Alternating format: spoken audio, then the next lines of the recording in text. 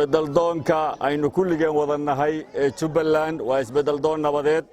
waa isbedel doon walaalnimo waa isbedel doon macnihiisu yahay in dalkan iyo dadkan horumar la gaarsiiyo sidaas darteed waxaan idinku baaqayaa idinku codsanayaa dhammaantiin isbedel doonka Jubbaland meel kastoo ay joogaan inay shanjibaaraan ololaha doorashada ee isbedelka waxaan idinku baaqayaa inaad u hoggaansataan oo ilaalisaan nidaamka iyo shuruucda iyo kala dambeynta iyo amniga guud ee Jubbaland waxaan idinku adkaynayaa in aad u hoggaansataan hay'adaha amniga hay'adaha amniga waxaan ka codsanayaa inay ilaaliyaan xuquuqda shacabka ujeeddada isbedel doonka isla mar ahaantaana ay ka fogaadaan waxyeelaynta hadday tahay noocay doontaba ee shacabka isbedel doonka ah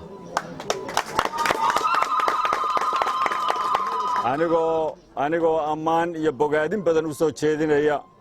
hay'adaha amniga ee Jubbaland ciidamada qaybahooda kala duwan hawsha muhiimka ah ee dalka iyo dadka u hayaan ku ixtiraamayna ujeeddada isbedel doonka ujeeddada koowaad ee isbedel doonkuna ay tahay in xuquuqda iyo maxaan ku idhaahdaa waxyaabaha faraha badan ee ciidamadu u baahan yihiin in ay helaan hadday tahay nolosha mushaharka dallacaadaha iyo tababarada ay caalamka u tagayaan kuwaasoo hadda gaabisa ama ay ka maqan yihiin waxaan rabaa haddii alla yidhaahdo inaan ugu baaqo saraakiisha iyo ciidamada Jubbaland ee ixtiraamka mudan ee karaamada mudan ee hawsha adag u dhabar adeegaya inay ka fogaadaan inay ku milmaan siyaasadda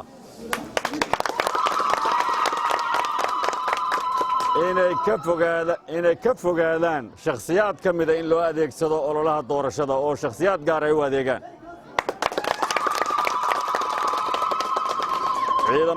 ciidamadu waxay ka madax bannaan yihiin siyaasadda waana ciidamadii dalka waana hawshooduna way ka duwan tahay siyaasadda sidaas darteed anoo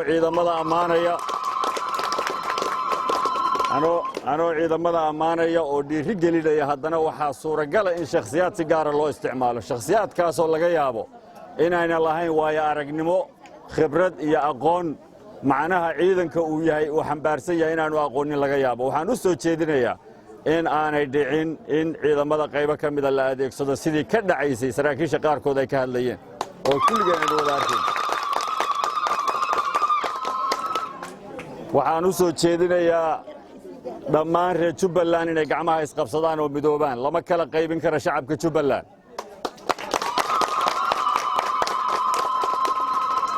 qoys iyo qolo iyo koox iyo gobol ma kala laha waa dad midaysan oo reer Jubbaland la dhaho ujeedadooduna ay mid tahay isbeddelku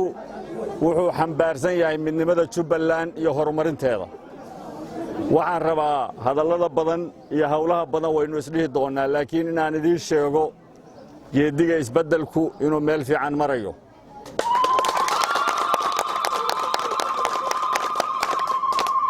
inaan la cabsi gelin karin isbeddelka inaan la caburin karin inaan maxaan ku idhaahdaa la tahdiidi karin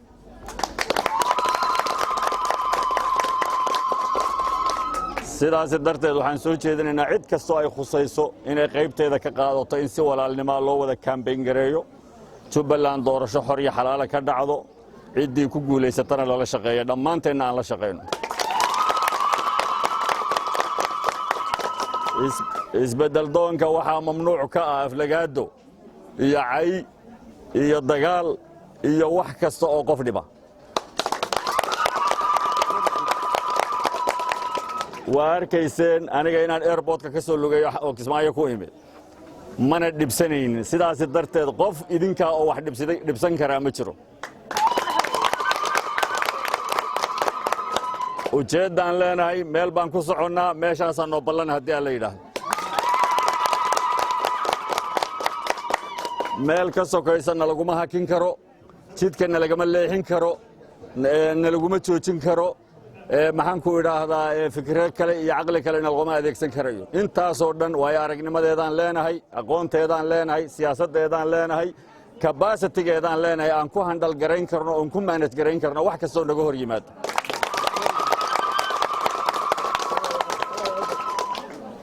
intaa marka laga tago waxaan rabaa inaan halkan bogaadin uga diro go'aankii qiimaha badnaa ee ka soo baxay galmudug kaasoo ahaa inay isu tanaasuleen gacmaha isqabsadeen isjiidjiidkii iyo maxaan ku idhaahdaa murankii reer galmudug ka jirayna ay la aadeen inay doorasho dhacdo doorashada qofka ku soo baxana lagala shaqeeyo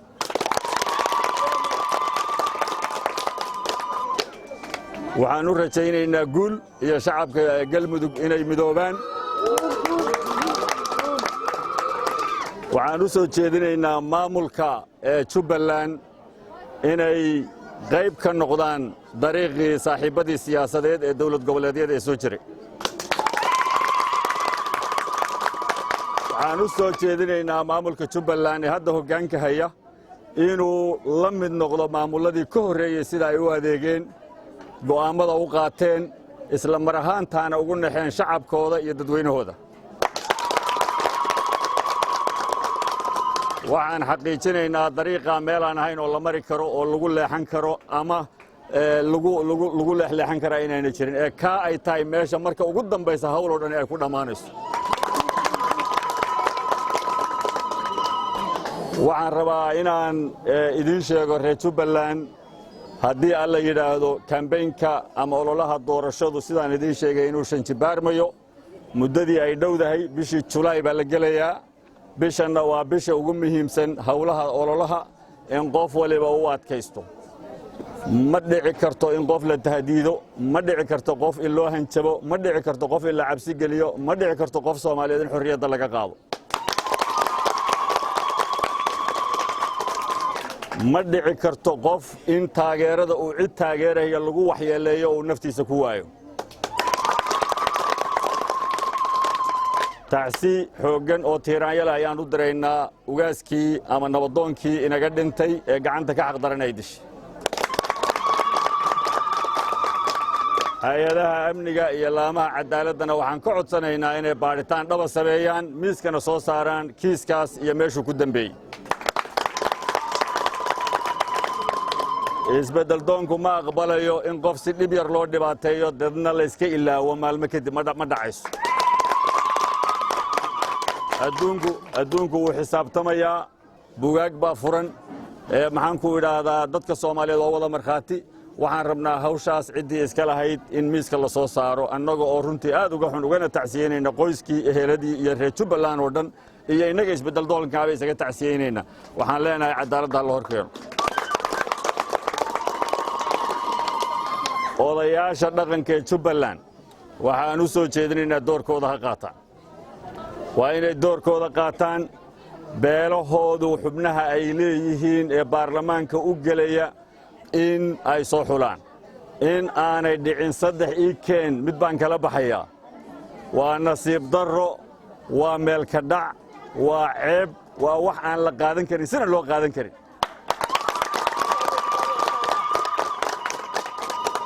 golaha isbeddel doonka golaha musharaxiinta odayaasha dhaqanka shacabka dawladda federaalka beesha caalamka dhammaan waa laga soo horjeedaa qodobka 3 kan mid baan kala baxayaa cid aqbalaysa iyo cid la marin karaana ma jirto waxba yaan la isku karaamaseejinin aan aadno dariiqa saxda ah reer waliba inuu la yimaado qof waliba nasiibkiisa uu qaado qof waliba waxa u soo baxa 75 xildhibaan ee beeruhu keensadeen ee rag iyo dumar leh in ay u codeeyaan qofka ay rabaan ka iyagoo matalaya shacabka Jubbaland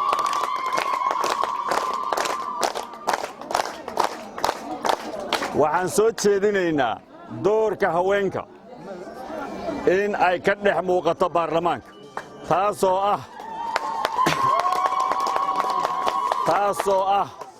taasoo ah baarlamaankii federaalka markii la soo xulayay waxaa la yidhi beeshii saddex leh mid gabadha ka soo dhigto macnaheedu waxa weeye saddex xubnood beeshii leh mid gabadha ka soo dhigto odayaasha Jubbaland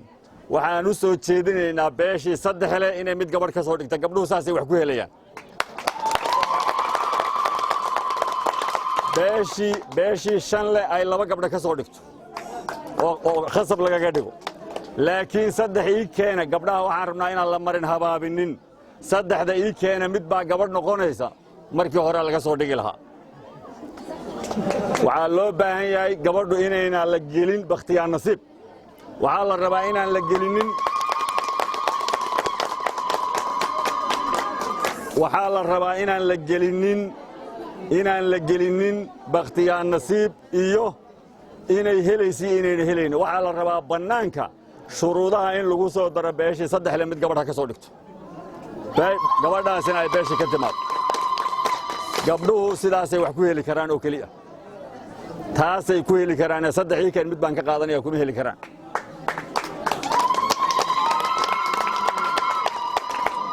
waxaan rabaa inaan hadalkayga ku soo gebagabeeyo inaan mahad ballaadhan u celiyo xubnihii golaha wasiirrada baarlamaanka iyo qaybaha maamulka Jubbaland ee airportka igu soo dhoweeyey taasoo muujinaysa bisayl aan jiri jirin asbuucyo ka hor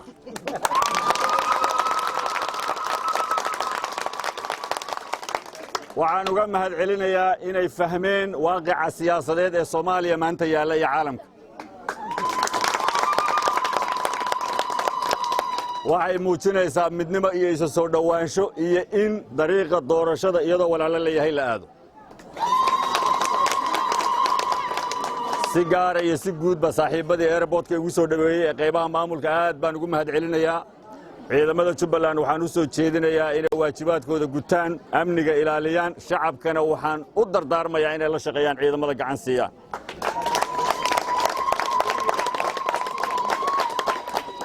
ujeedadeennuna waxay tahay inaynu ka shaqayno midnimada Soomaaliyeed dawladda federaalkii waa dawladeennii xamar joogtay ma dhici karto inaan go'doon kala ahaano ma dhici karto inaan waxbarashada aynu ku leenahay weyno inagoo lahayna waxaan ku dhahdaa xidhiidhkeennaa xun ma dhici karto in caafimaadka aan ku leenahay aan weyno mashaariicda iyo hawlaha yaalla dawladda federaalka waxaan ugu baaqaynaa shacabka Jubbaland inay degdeg ugu soo gaarsiiso waxa ay xuquuqda u leeyihiin xuquuqda caalamku keenay xamar taalla ee dawladda federaalkii hayso in ay dawladda federaalkii wixii ay u qoondaysay Jubbaland soo gaarsiiso maamulka Jubbaland ee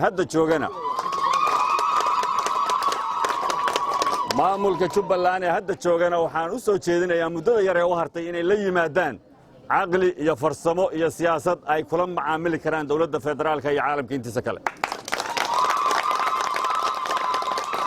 aad iyo aad baa u mahadsantihiin maantoo dhan baa taagnaydeen warkeennu waa fara badan yahay waxaan isdhahaynaa waa fara badan yahay inta aan isnidhina waxay saldhig u tahay ujeeddadeenna dhabta ah